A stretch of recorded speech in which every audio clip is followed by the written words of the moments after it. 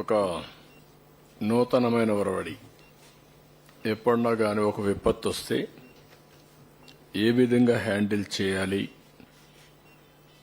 ఏ విధంగా వాళ్ళని ఆదుకోవాలి అనే దానిపైన ఒక న్యూ డైరెక్షన్ ఇవ్వడానికి, లేకపోతే మానవతా దృక్పథంతో పనిచేయడానికి మేము పనిచేశాం.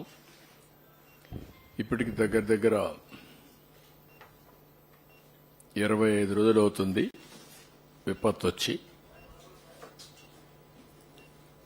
ప్రభుత్వ యంత్రాంగం ఒక బాధ్యతతో ఎన్ని విధాలా ఆదుకోగలుగుతామో ఒక విపత్తు వచ్చినప్పుడు మాటల్లో చెప్పడం కాకుండా చేసి చూపించాం.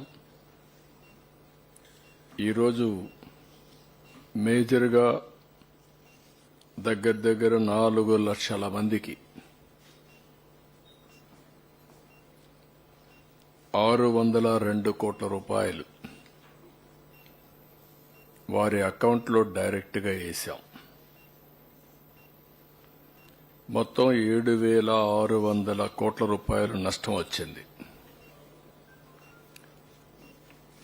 7,600 కోట్ల రూపాయల నష్టం వచ్చినప్పుడు ఇది ప్రభుత్వ ఆస్తులకి ప్రైవేట్ ఆస్తులకు కలిసి వచ్చిన నష్టం.